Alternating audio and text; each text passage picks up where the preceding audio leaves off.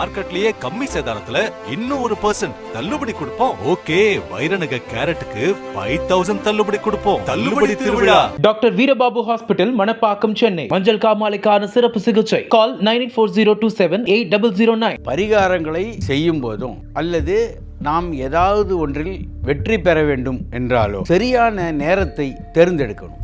நேரம் சரியாக அமையாததால், கால வேறுபாடு உண்டாவதால் அதில் வெற்றி கிடைக்காம போகிறது. ஒரு முகூர்த்தம் என்பது 45 நிமிடங்கள். எந்த நேரத்திற்கு எதை செய்வது என்பதை அறிந்து கொண்டால் உறுதியாக வெற்றி பெறலாம். நம்முடைய உடல் இயக்கம், நம் மனதின் இயக்கம் எந்தெந்த நேரத்தில் எவ்வாறு இருக்கும் என்பதை பொறுத்தே 30 முகூர்த்தங்களாக பிரிக்கப்பட்டிருக்கு. எப்பொழுது நம்மால் ஒரு வேலையிலிருந்து வெற்றி பெற முடியவில்லையோ, ஒரு வேலையில் தடை ஏற்படுகிறதோ, அல்லது கடன் பிரச்சனை போன்ற சில பிரச்சனைகளை நாம் அணுகும் போது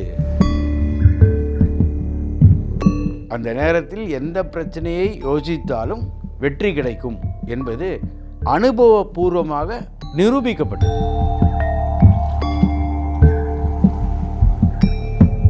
வணக்கம். லால்குடி சப்தரிஷீஸ்வரர் அருளால் உலக மக்கள் நலம் பெற வேண்டும். பொதுவாக பரிகாரங்களை செய்யும் போதும் அல்லது நாம் ஏதாவது ஒன்றில் வெற்றி பெற வேண்டும் என்றாலோ சரியான நேரத்தை தேர்ந்தெடுக்கணும். பெரும்பாலும் நேரம் சரியாக அமையாததால், கால வேறுபாடு உண்டாவதால் அதில் வெற்றி கிடைக்காம போகிறது. நம் முன்னோர்கள் ஒரு நாளை 30 முகூர்த்தங்களாக பிரித்திருக்கிறார்கள். அதாவது சராசரியாக ஒரு முகூர்த்தம் என்பது 45 நிமிடங்கள்.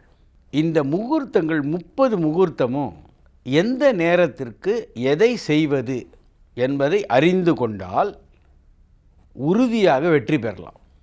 அதாவது நம்முடைய உடல் இயக்கம், நம் மனதின் இயக்கம் எந்தெந்த நேரத்தில் எவ்வாறு இருக்கும் என்பதை பொறுத்தே 30 முகூர்த்தங்களாக பிரிக்கப்பட்டிருக்கு.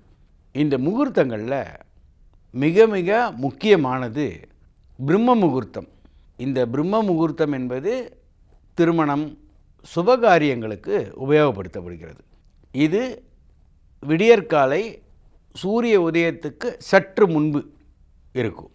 ஆனால் நமக்கு ஒரு குறிப்பிட்ட வேலை செயல் முடியவில்லை என்றாலோ, சோதனை அதிகமாக இருந்தாலோ, தடைகள் அதிகமாக ஏற்பட்டாலோ நாம் தேர்ந்தெடுக்க வேண்டிய முகூர்த்தம் ஜீவ அமிர்த முகூர்த்தம்.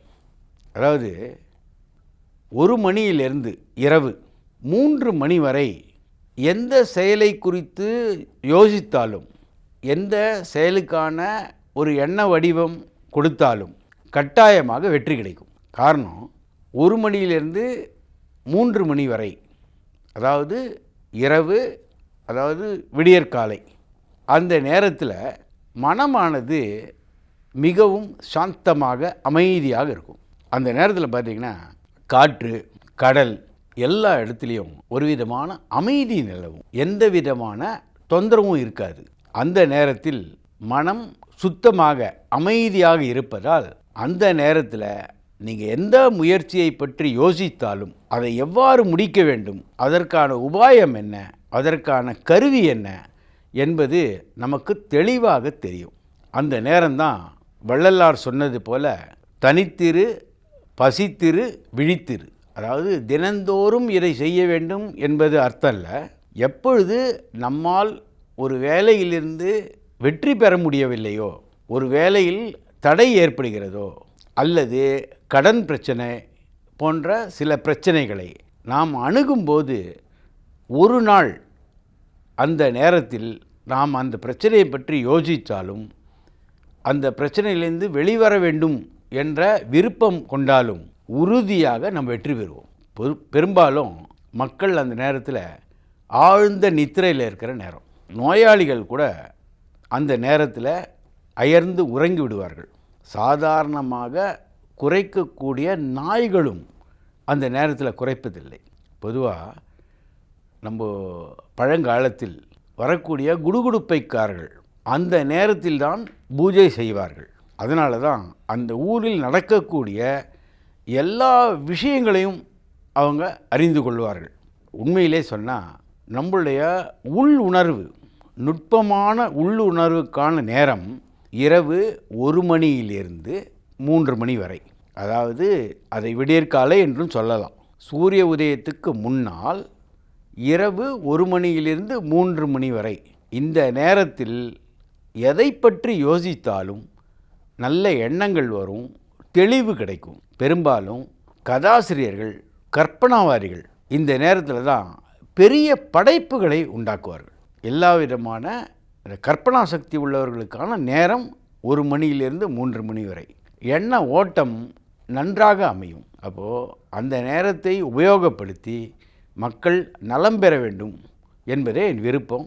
அந்த நேரத்தில் எந்த பிரச்சனையை யோசித்தாலும் வெற்றி கிடைக்கும் என்பது அனுபவபூர்வமாக நிரூபிக்கப்பட்டது. திருப்பதியில் இந்த முகூர்த்தத்தை ஏகாந்த சேவை என்ற பெயரில் அழைக்கிறார்கள். ஏகாந்த சேவைனா பெருமாள் தனிமையில் இருப்பது.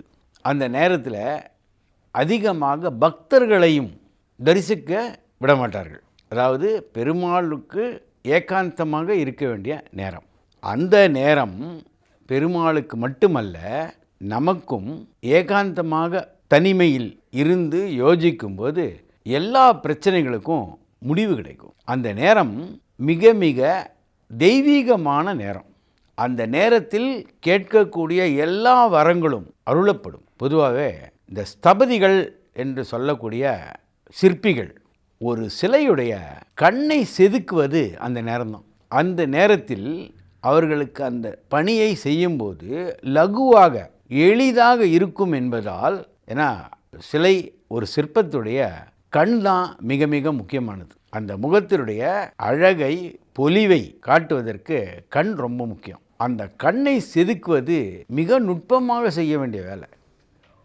அந்த கண்ணை செதுக்கக்கூடிய நேரம் அந்த 1 மணியிலிருந்து 3 மணிக்குள் ஜீவ அமிர்த முகூர்த்தத்தில்.